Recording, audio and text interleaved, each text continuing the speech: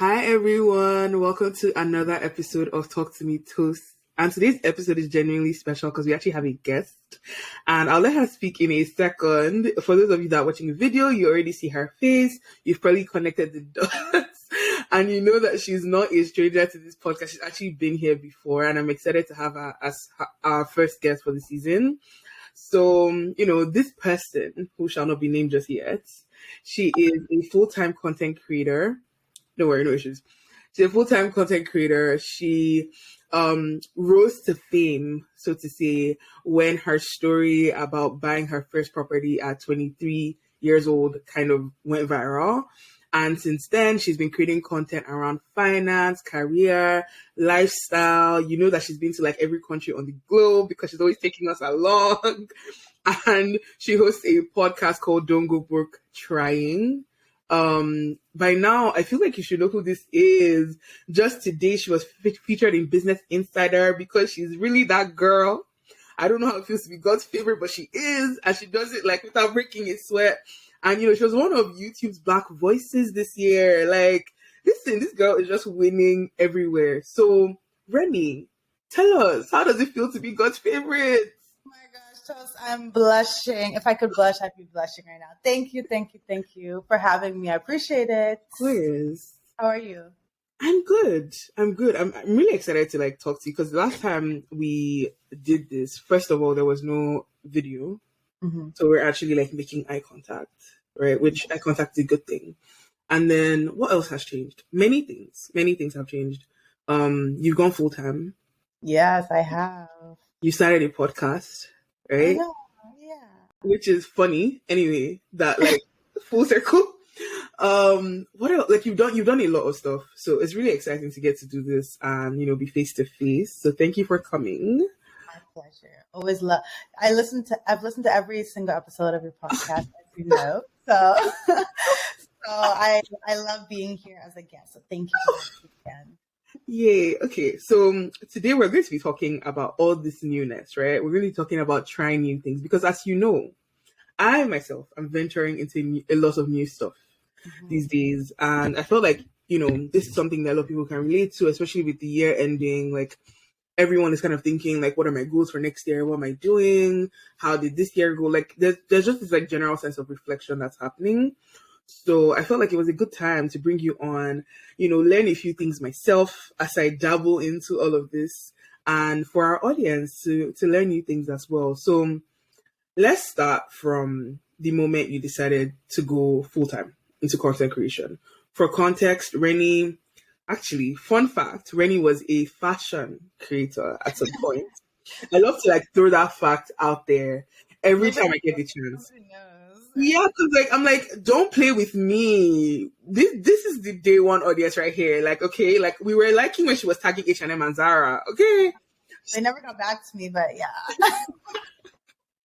So yeah, you've come a long way, and I work in marketing. You worked in marketing for years, and then you decided, hey, I'm going to leave this very well-paying job and go full-time. So tell us about that decision, why you came there. I know you have a whole YouTube video about it and you guys can go watch that, but just high level, where were you mentally and how did that decision come about? So I was working at the Bank of Montreal and I was name dropping, right? I was working at the Bank of Montreal in their wealth management department, and I was helping them with their marketing plan. So basically, our clients were ultra high net worth clients, people who have $1 million of investable assets or more, the shmoney, right? And I was creating marketing plans for our investment advisors to help attract more of those clients to the bank.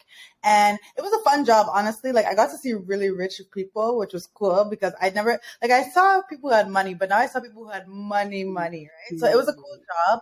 And then I got promoted in December of 2020, I believe it was. And I started my new job in January of 2021. And it was a lot. Two of my coworkers went on leave basically for some time, and I was left to pick up the slack basically. So it just became a little overwhelming. And again, remember when you first start a job, there's a lot that you need to figure out talk less of learning two other people's jobs that you don't even know, right? So that's what I was doing. And it took them, they never replaced the people who left, which was my issue. So I was working there. And I was also trying to focus on my YouTube channel as well, which I started in May 2020. And it was just getting a lot to juggle all of it. But YouTube was making me good money. So I was burnt out from this work, and I wasn't able to fully put my energy and effort into YouTube because I was so burnt out. So I was like, it's time to leave. I feel like I can make more money on YouTube. I think it's time to leave the corporate world. And again, I didn't just say that on one day leave. It took me like 4 or 5 months to actually quit my job and leave. But when I did, I left on October 1st, 2021, and things have been really, really flourishing since then. So yeah, that's a little overview of my story. Listen, everyone who's followed you since then can attest to that. Like, every day, every week, every month, we're seeing Reni up to something, right? Reni is doing the most. Reni is breaking barriers, right? Like, doing all these new things. And sometimes I think back to like a conversation we had, right? When you were thinking of leaving. I don't know if you remember that conversation. I do. You encouraged me. Because I mean, like, it was kind of obvious that you were going to do well. I couldn't have seen a lot of stuff that have come, since then, coming. Like, I'm obviously not like, what's the word? What was Raven? Like, that's Raven, right? I'm not psychic, right? Like, I'm not psychic. So I didn't like necessarily know everything that was going to happen, but like, it was so obvious to me that you were going to like kill it, right? Because you were already killing it. Like, and, this kind of didn't come as a surprise to many people. But one of the things that came up in that conversation when we're talking about leaving your job was maybe, it might help to talk to people who have done this, right? Like, people that have been like consistently creating content and making a living off of it. And I remember like, trying to bring up some names. I'm not necessarily trying to name drop, but like trying to bring up some names like, oh, maybe this person, that person. But like the key thing there was there weren't a lot of names that came up, right? Like, so what did it feel like kind of going into this thing that was almost uncertain, where you didn't really know like people that were doing the same thing? It was very nerve-wracking. One thing I did have was a lot of friends who were quitting their jobs at the same time. So they were quitting their jobs because, the great resignation that was happening in 2021, that was happening. So a lot of my friends were just like quitting their jobs, and then they were finding other great paying jobs. So that gave me a little bit of comfort. But as you said, quitting their jobs to go to entrepreneurship, and not just entrepreneurship, but content creation, and not just content creation, but personal finance content creation in Canada. Like, I did not see anyone doing that. So honestly, it was me, God, and vibes. Like that's all. That's what it was, because there was no one else to basically model my journey after. There was a content creator who I know, who I met up with, and I had like a discussion with her. But again, she was not in my niche, so she doesn't even, like, the way we get paid in different niches is very different. So honestly, it was very nerve-wracking, and I like taking risks, but I like taking calculated risks. So it was a big decision to make, and that's why it took me so long to make it. But I'm so glad I did. Fair enough. Like, I think like you are now kind of like that person, right? That is I don't want to say like roadmap, but like you wandered into different territories. Like, even I myself, I'll be honest, like when I was like, and I told you, like when I was thinking of like putting myself together and like creating this personal brand and like, being more intentional about what I was doing, you are one of my examples, right? You were one of the people that I looked and I was like, like, let me see what Reni's doing. So how does it feel kind of being in that position now where like you're inspiring people and, you can be literally the resource, right? It feels good that people can model, or they can see themselves in me and see that, okay, I know I'm burnt out in this role. I know I have other passions outside and I want to explore. And Reni's been able to do it, and it's going well for her. But I always, if you see anyone who knows me and sees my page, I'm always saying the good with the bad. Like, I never like to hype entrepreneurship at all, because, I have an invoice right now that's like 14 days overdue. So that's just an example of one thing. So I feel like privileged that people come to me and ask me these questions, and like I can actually give them answers based on my experience, but I never want to sugarcoat this experience and tell them that it's easy. It's definitely not the easiest way to go. Like, I think 9 to 5 would be way easier, but it's definitely more fulfilling, and the flexibility is unmatched for real. Yeah, I dream of that flexibility. Like, literally, like, even in getting this like time like to record this, right? You know what happened yesterday? I was like, yeah, my my Wednesday looks good, like everything is good. And then obviously like work stuff comes up and I'm like, yeah, like I can't fit this into my lunch break anymore because there's all these things that have happened. So right now for you, right, like where you're in this place where things are kind of getting steady, but at the same time there's the challenges that come with it. Do you feel like there's any kind of big fears that you still have like in everything that you're doing? Mm, I feel like I'm always like, because my income depends on people engaging with my content, people could just like cancel me one day, and be like, we're not supporting Reni anymore. We don't like her. So that, I guess, I don't know if it's an actual fear of mine, but it's something that is way back in my mind. Like that could happen one day. And also because again, I don't have that steady 9 to 5 that's giving me money every 2 weeks. So I'm very like, I'm pretty cautious with how I spend my money because I don't want to just want to be frivolous and then the next month I'm making like $1,000 because my invoices are not coming through. So Yeah. yeah, I don't think I have like huge fears about this. But I think there's always that like imposter syndrome. It's like, who am I to be doing this, But honestly, I just have to push through because if I keep listening to that voice, then I'm not going to accomplish anything. So yeah. Okay, so speaking of imposter syndrome now, like specifically, what moment so far have you had that you were like, wait, for real? Like, is this actually me? Like, what's like your big, like, I can't believe this is me moment that you've I had? literally think I have that every single month. Like, I'm just like, wait, me? Like, I'm just confused. But I think one big moment would be when I was accepted into the YouTube Black program. And for those that don't know what it is, it's an accelerator program by Google where they invest money into your channel and then they give you a YouTube partner manager who basically helps you create a strategy around your channel. And like that, I don't know why, like, it was just mind blowing to me when I got the call. I was just shocked because I applied like close to the deadline. I wasn't even thinking that I was going to get in. It was just like a Hail Mary, like, okay, let's just apply to this right now. But I had zero clue that I would be in.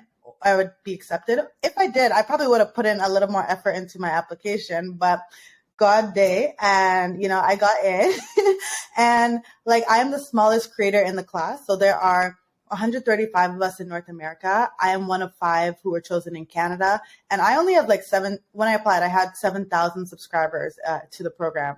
And now I have, and then the largest creators had like 20 million subscribers, 30 million. And I'm just like, who am I to be in the same with these people? But like, small girl, big God cannot. I love that. I love that. Okay, so in terms of being in the same room, like you were literally in the same room with lots of these creators. How did that feel? Just like getting flown out? Yeah, Big money, Reni. it felt really good. They YouTube sent me to Atlanta for 3 days, and they put us up in the nicest hotel that I've ever stayed at in my life. And they spoiled us for those 3 days. And again, I was in the room with like the Oddity, Nathan Zed, who has I don't know how many million subscribers, Main Yusuf, all these people who like I've watched on YouTube, I've seen seen them on TikTok, and now I'm in the same room as them. It was really mind blowing. But then I also realized that like they're literally just regular people. Like some people meet me and they think like I'm big-ish, and I'm just like, I'm a regular person. And same with them, they're actually just regular people. So yeah, you're big now. I don't know if anyone told you, but like you're still you, but like you kind of grown up, right? Like in a way, like okay, guys, I'm just going to have an aside away from Reni and tell you guys, I was out with Reni one day and she literally had like a fan moment, like, oh my God. And I'm just there like, oh, this is what we do now. Yeah. So you're doing well. Like I hope you do realize like how proud we all are of you. I feel like everyone that has kind of watched your come up, like we all have like this like emotional connection to your success, and we're all just really rooting for you, right? As like a community, right? Just like seeing the things you're doing, like putting. I don't even know who you're putting on the map, but like putting Black girls on the map, like, and I think like one thing that's really interesting about you and your journey is that you don't look like the like stereotypical picture of success, right? Like I feel like you are very authentically you, and like it's not like we've seen like black girls blow up in like fashion and lifestyle, and like I mean, no shade to that at all. Like I feel like that is definitely like key. Like I have my like lifestyle and fashion influencers that I love, and I love the representation there. I love representation in beauty, but for you to be in this space that is kind of more corporate and more like serious, but like still not like giving fully into that and not like changing yourself. So you're still like the fashion, lifestyle, beauty girl, but you're in this space that is like typically white male. Like let's be frank, right? Yes, white male dominated and American too. There aren't many Canadian people in the space either, which is a problem that I noticed. So yeah, thank you. It's an honor, literally a privilege to be the person who people look to in the finance space as a Black woman. So yeah. But does it ever like feel much like the amount of attention, the like success in general? Like, does it ever like get to you, or are you just this extroverted person that's like, yes, the more attention, the better? I am a extra. I'm a mix. I like my alone time a lot. Like I could spend a month alone. So, but I also do like going around and meeting people, and I get energy when I'm around people. Is it too much? I don't know, because I feel like I often don't give myself enough credit. So I'm just like, not that I'm not successful yet, because I like celebrate all my wins, but I'm just like, so where's the next win? That's what, which is a problem. It's a little problematic, but so I don't know. I'm just like, we need more success coming, please. But yeah, the attention sometimes it's interesting. I always say I would love to be rich and not really famous. Like rich is the goal, not famous. But of course, I'm a content creator, so fame or awareness is marketing girl is part of it. Part of it, yeah. Okay, so I'm going to like derail this conversation a little bit, because there's some new things you've been trying that aren't work related.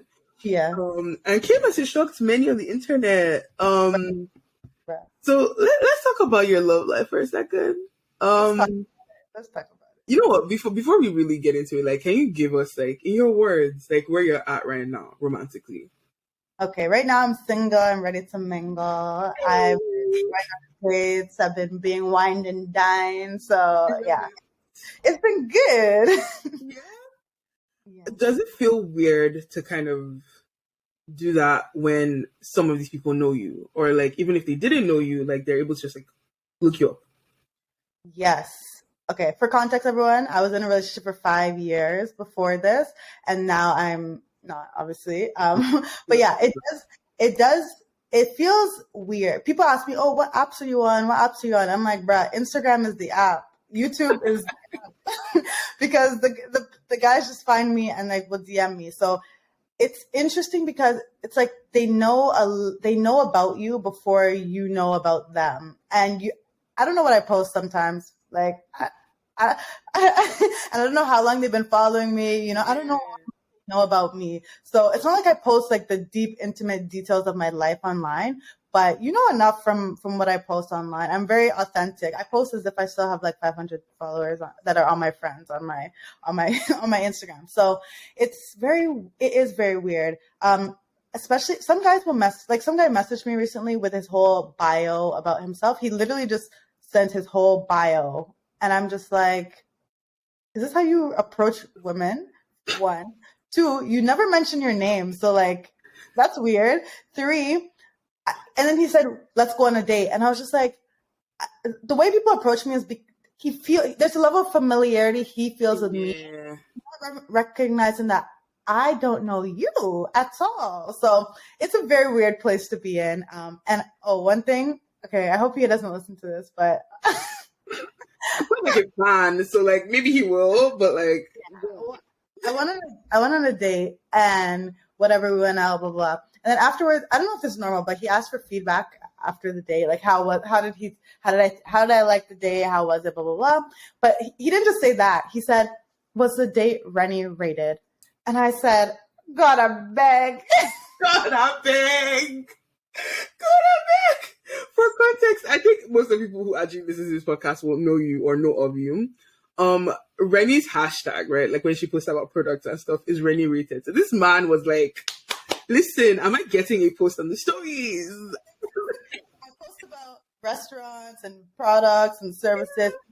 It's a 5 out of 5 or it's a 0 out of 5, whatever. So he was asking, is this Reni rated? It's Reni rated. Are we telling our followers? Are we going to be a returning customer? Like, what's the plan? He's not a man with vision though. Okay. He was being proactive. Yeah. So we haven't been on a date after that. So yeah. Yeah. Okay. I mean, it sounds like you're having a fun time, and I love that for you. Yes, I have. It's been good. It's been good. How about you? How's it going for you? Girl, please. I think I'm in this phase now where I'm like so selfish. Like, for context, I don't even know if I talked about this on the podcast, but I was in a relationship this year and it was very brief. And coming out of that, like, I think my initial thing was like, let's get back in the streets. Like, let's talk to people. And then unlike Reni, I don't have like a ton of followers. So, my DMs are not yet. So my DMs aren't like, going off anything crazy or anything worthwhile. Let me rephrase. So I did go back onto the apps, and when I tell you I was tired. I don't know if any of you are on the apps in Toronto. It is a very exhausting experience. You're going to see things listen, the conversations I've had, I don't even want to think about them. But yeah, like, I think right now I'm more in a phase of just like me. And I know that's a very common thing that single people say, like, oh, I'm just gonna be me and I'm just gonna do my thing and I'm just gonna be in, my single phase and like protect myself. And honestly, I feel like I've never meant that as much as I do now, where like if a guy comes, like, sure, but like has to be worth my time, has to be like, yeah. So I'm very on that too, because although I'm actively going out on dates, I love being alone, as I said before. So like, I feel like my friends sometimes tell me like, oh yeah, it's a free date. I mean, it's a free meal. Just go out with him. And I'm like, bro, I could eat at home or I could order myself Uber Eats. Like, I'm not going to go out with a guy just because like I want to. Yeah. Yeah. I am very big on like, you have to be better than my alone time. And that is hard. That's very, very hard.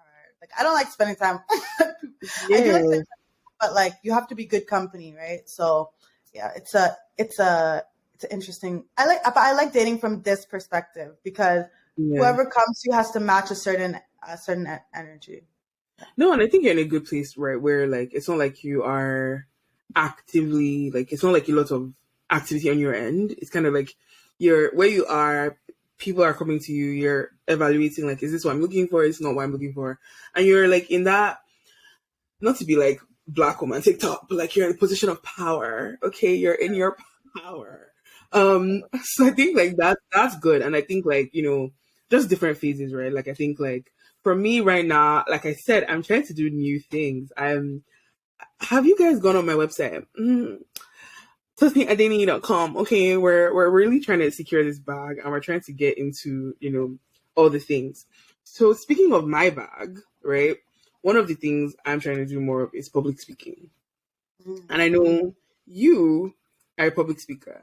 But I don't know if that's something you ever saw yourself doing or if that's something you just kind of fell into like with your content creation. So tell us about that.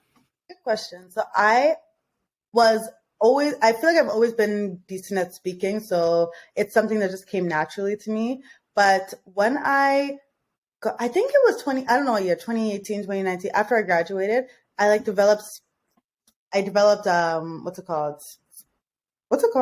Fear of speaking, fear of public speaking. Stage fright, yes. So I developed stage fright and I was confused, like, who is this woman who cannot speak anymore? I was just like, I literally could not speak. And so I decided to challenge myself in 2019 to start public speaking. But this was before I became a actual content creator. I was just doing it at work. So at work, I was very active in like different extracurriculars. I would help with the campus recruitment team. And then if they needed someone at a panel, I'd be like, yeah, sure, I'll do a panel. And like I did like 3 or 4 panels in 2019 and then 2020 hit. And then there were lots of online panels. So I did so many. So I don't think I thought it would be something that paid me because these were all free panels that I was doing. But now it just turned into like a big stream of income for me. Now my Black History Month is getting booked up from now, which I love for me. Yes. And they're coming with the monies. They're coming with the I big love jobs. that. Yeah. So yeah, I don't think I actively planned it, but in this, because I'm again one of the few Black women in personal finance, it's easy for people to see, okay, this is the person we want to talk about this. So Right. yeah. Okay. And like so far, like, in working with brands, is there ever a time where like you're invited to something and you're like, absolutely not, this is not for me? To like for a brand deal or for an event? Honestly, both. Like specifically public speaking, but like in general, like do you find that there are times that you have to say no? Oh, I say no. I feel like I say no more than I say yes, actually. When it comes to brand deals, especially, I feel like a lot of brands just reach out to me and I'm just like, where did you see the alignment with your brand and my brand? And honestly, a lot of people would probably accept these brand deals because they pay very well. Like you can make $10,000 from a reel. Okay. Like, Mm-hmm.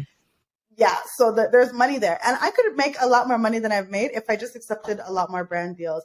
But I'm so big on my community and the Reni rated thing. Like people trust the recommendations that I give. So if I'm working with a brand, people are going to go and buy that brand. So I need to make sure that every brand I work with is like directly aligned with my brand and something I personally use. I don't recommend things that I don't use. So I've said no quite a bit, quite a bit. Yeah.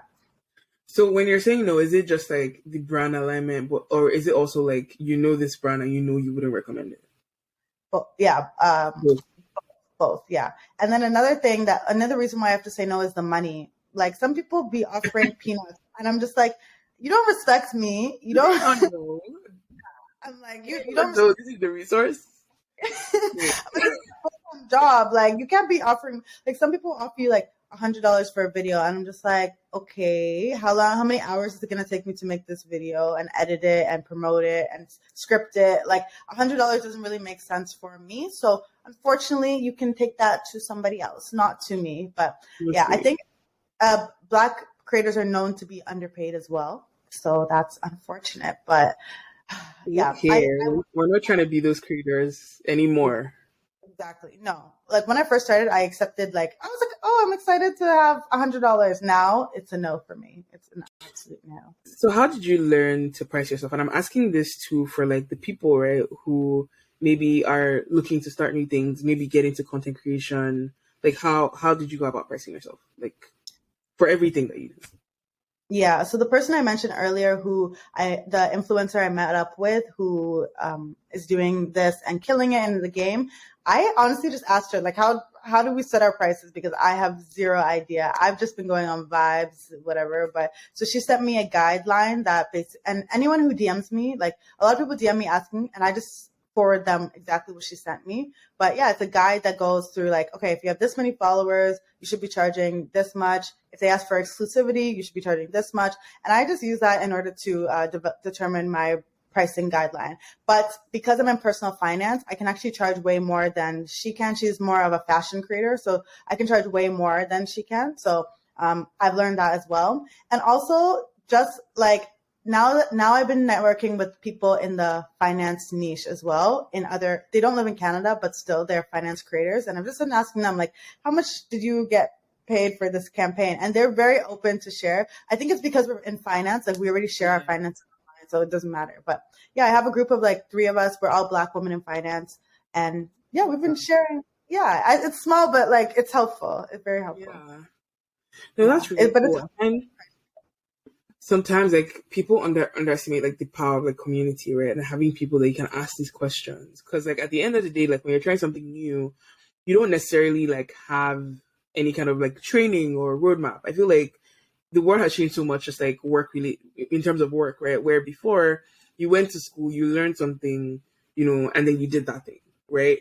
Or even if you were starting your own business, it was like, this is how much like people pay for this service. Like this is how much people pay for hair.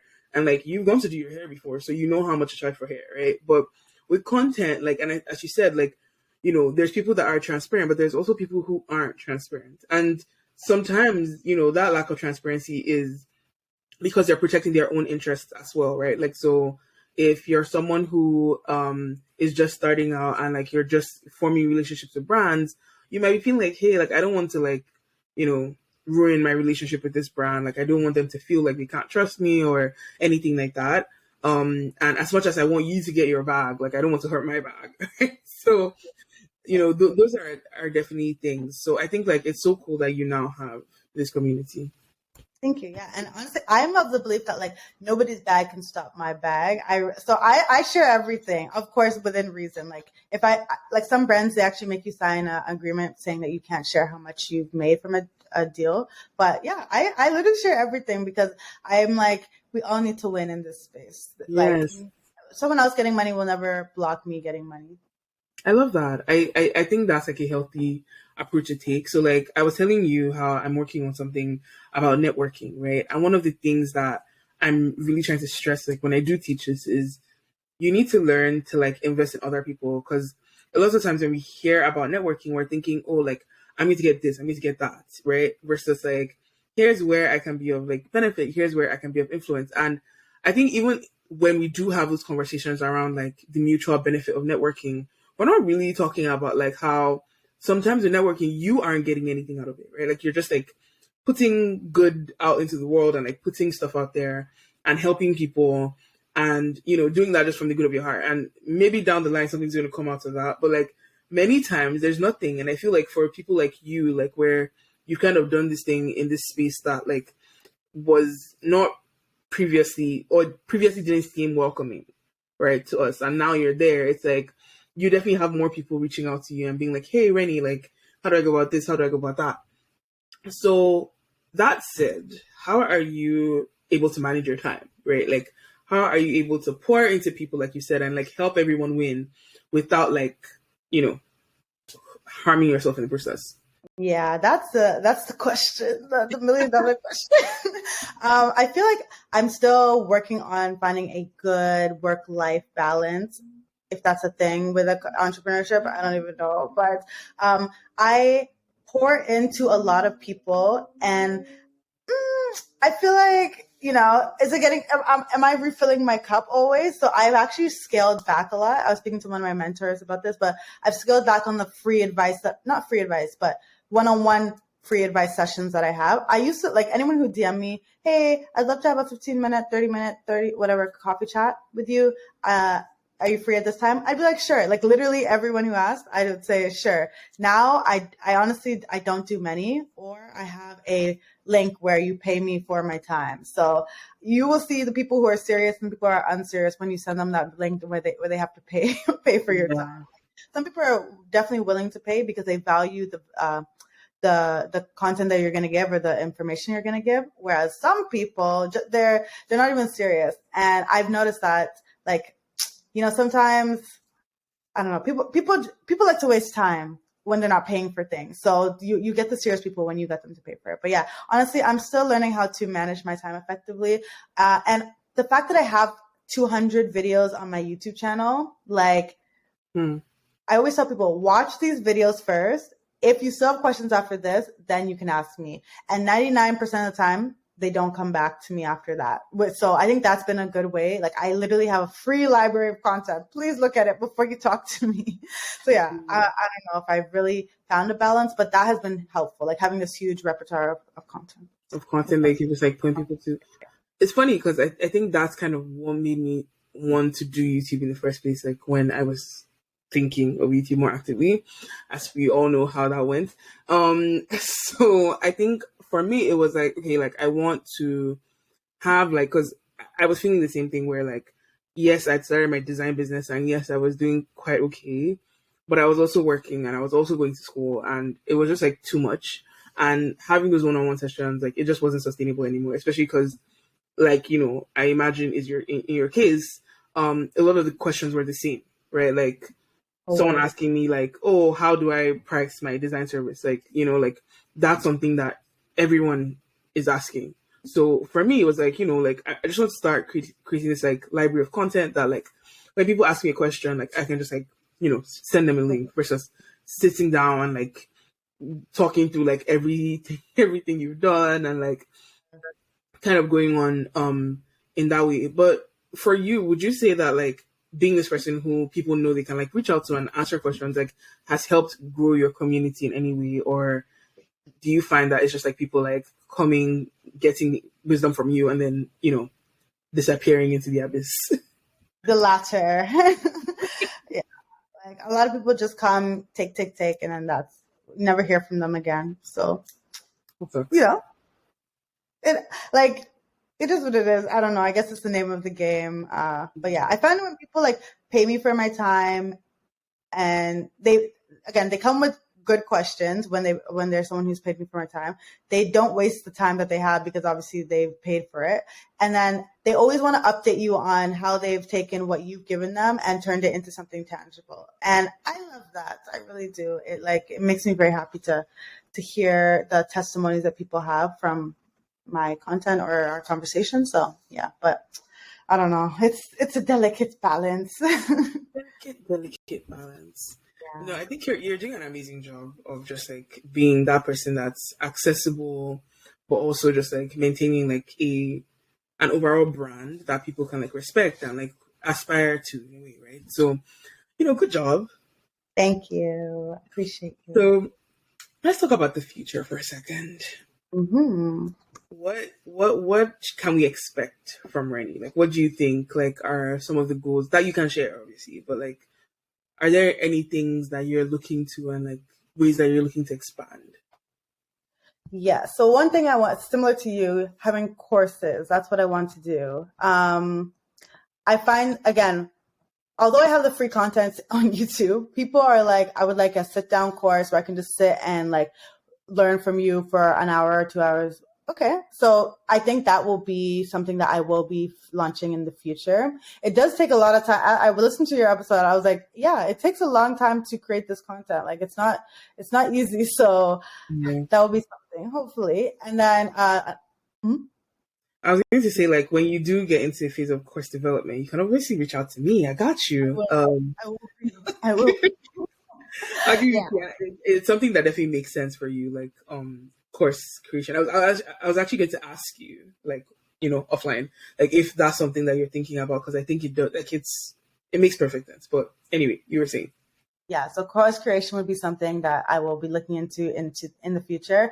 I also want to expand my accountability group. So I currently have an accountability group where it's called the Reni Return Challenge, and essentially you are trying to save X amount of dollars for the year, or invest X amount of dollars, or pay off X amount in debt. So we currently have 100 people in my group, and they all have set their goals for the year. And then every 2 weeks or however often they are putting money in, we basically check in and say, hey, how have you been doing with your goals? Where's the $200 you're supposed to put in your account? And they have to share a screenshot of showing that they've transferred it into their account, right?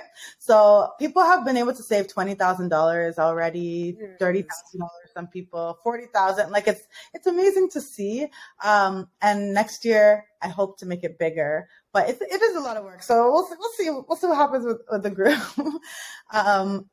And then another thing that I would like to do is launch digital products. So essentially things like my budget template, I could sell that, because people keep asking me, do you have a budget template? Do you have a budget template? And I'm like, no, I do not. But maybe in 2023, I will. So we will see if I actually decide to launch it.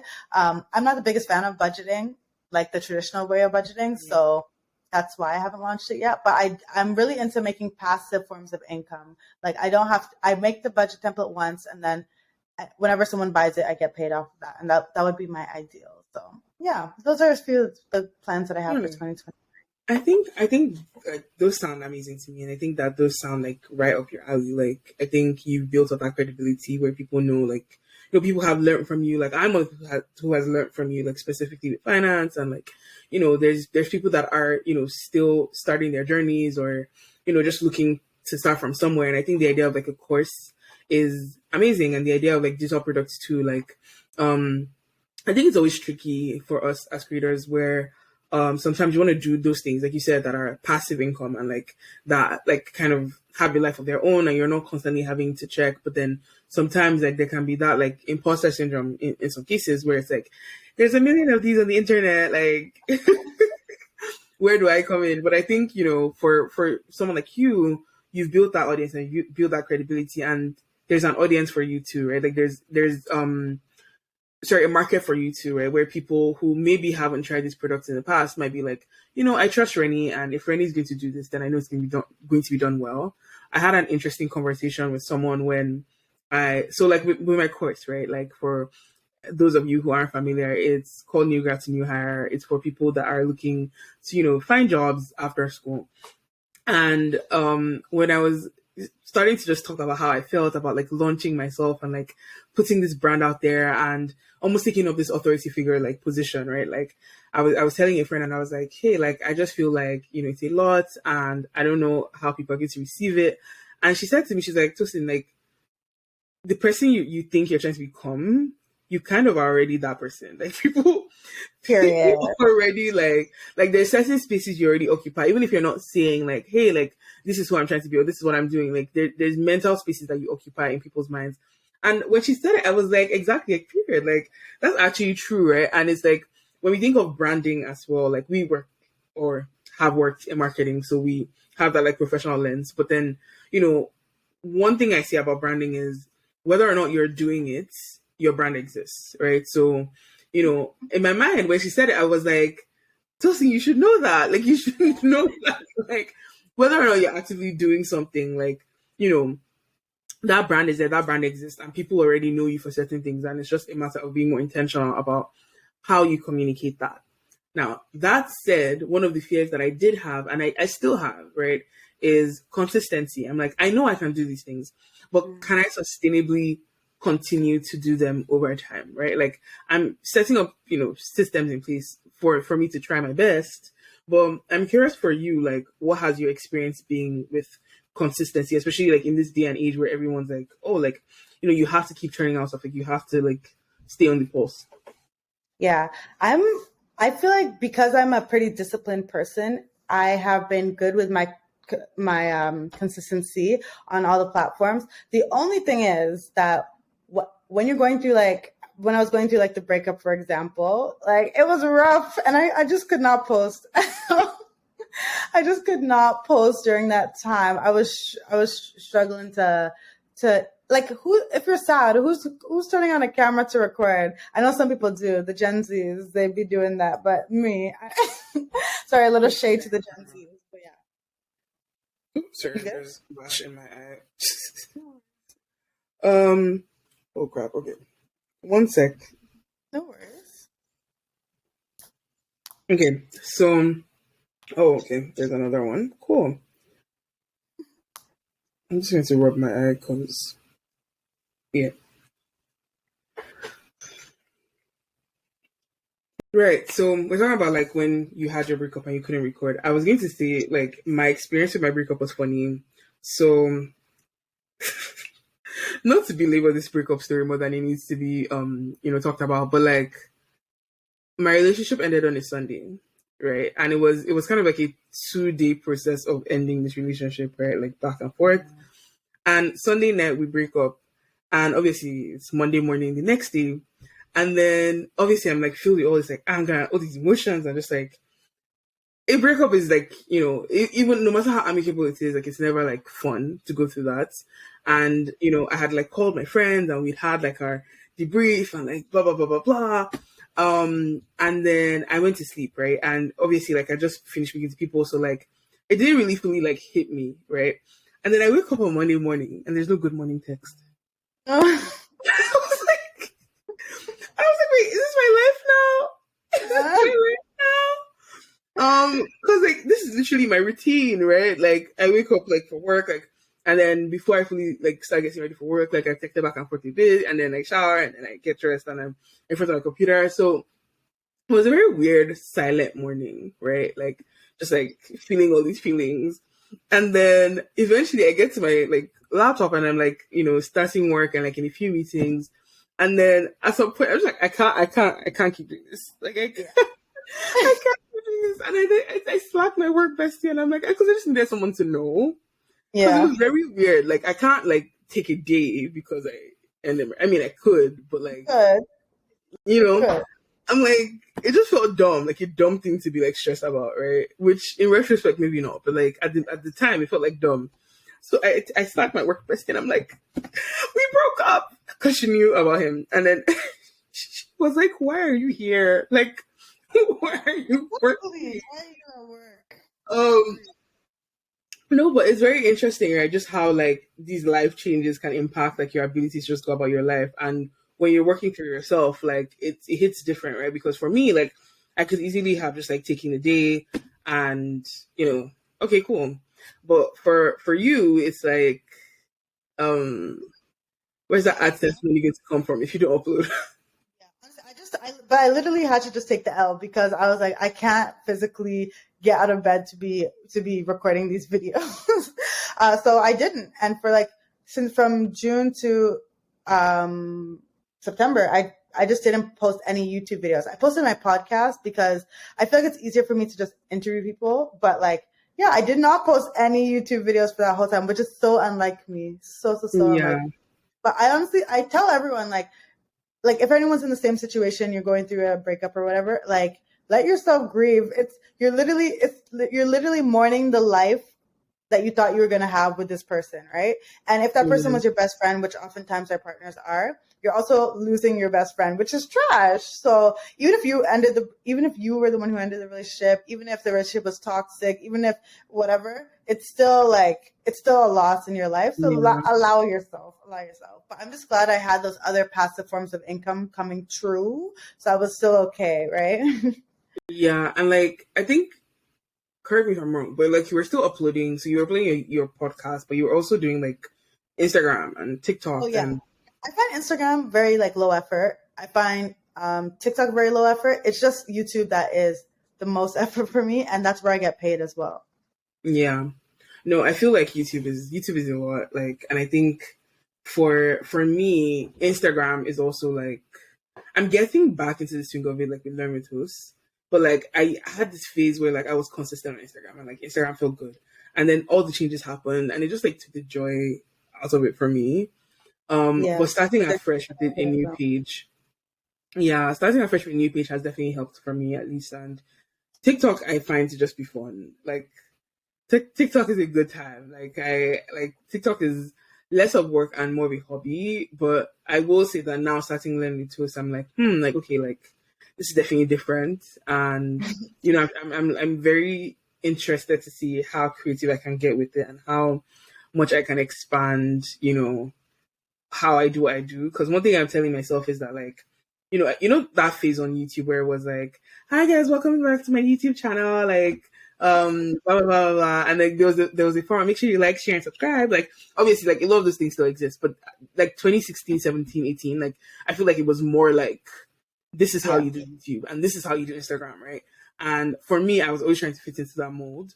But now I'm telling myself, like, hey, like, like, you never know what's going to blow up. Like, if anyone told Kaby Lame that he's just going to do this and be, like one of the biggest creators in the world, like, like he probably didn't see it coming. So I'm like, just do your thing. Like, intro your stuff the way you want to intro your stuff. Like, create your content the way you want to, and see what lands, see what sticks. Like for me, for instance, I feel like my podcast is probably like I didn't really like post podcasts this year.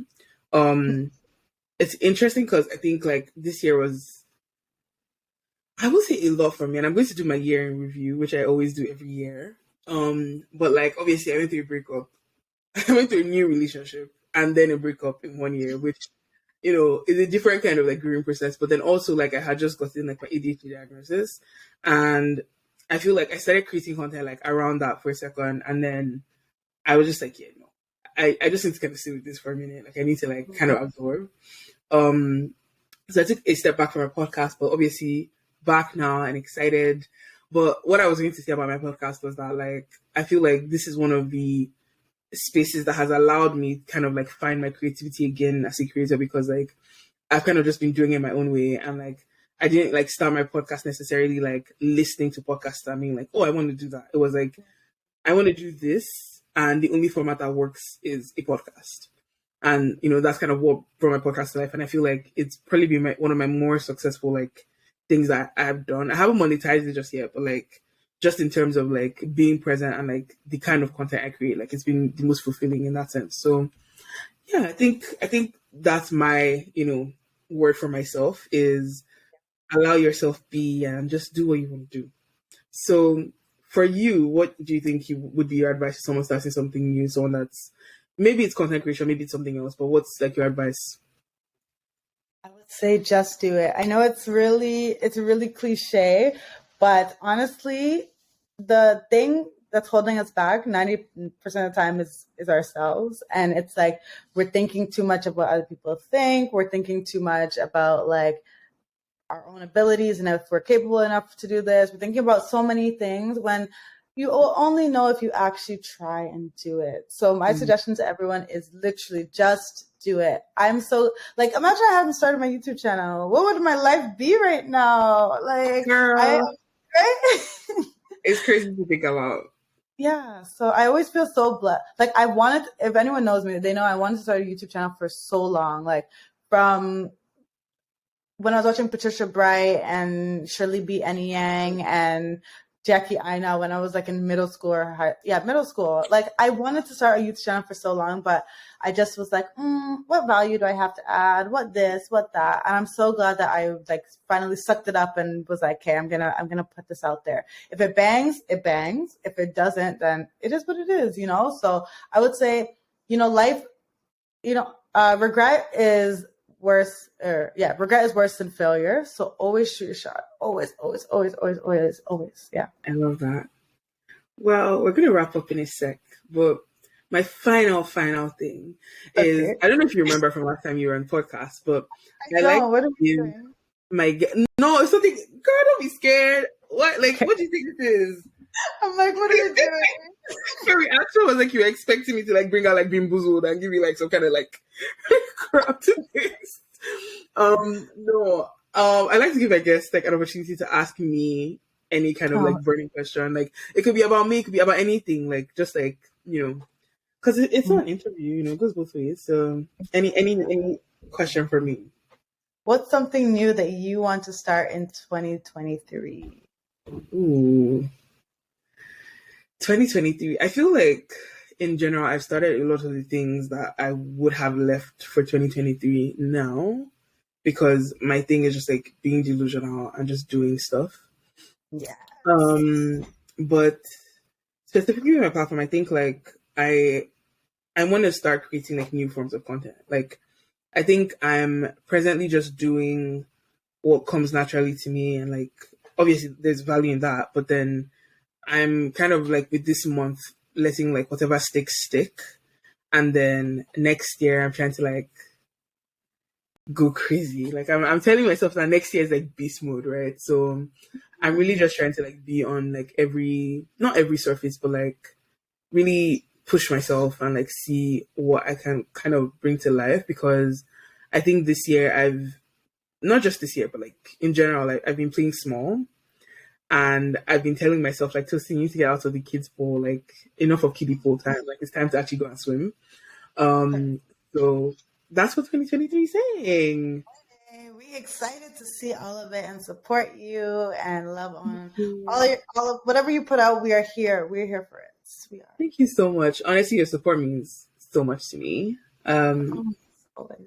Yeah, I love this. I love that, we can just be young Black women, like, cheering for each other. We're really doing the damn thing, We are. Oh my God, we are. Thank you so much, Reni. Thanks for the support always, and thanks for coming back to talk to me because we missed you. My pleasure. Let me. Anytime you call, I'm back. I'm coming back. Okay? Hey, I love it. Okay. Not like you need the promo, but you guys, if you don't already follow Reni, you can find her on the internet. Anyway, if you just Google Reni the Resource, okay, she's going to come up in your Google search. But her Instagram is XOReni. Her podcast is Don't Go Broke Trying. Her website, if you want to book her for your speaking gigs, Black History Month is coming, is ReniTheResource.com. And you can find anything you want to find out about Reni on there. Okay, she has a YouTube as well, which we were just talking about. So go keep supporting Queen Reni. And yeah, that's it for this week.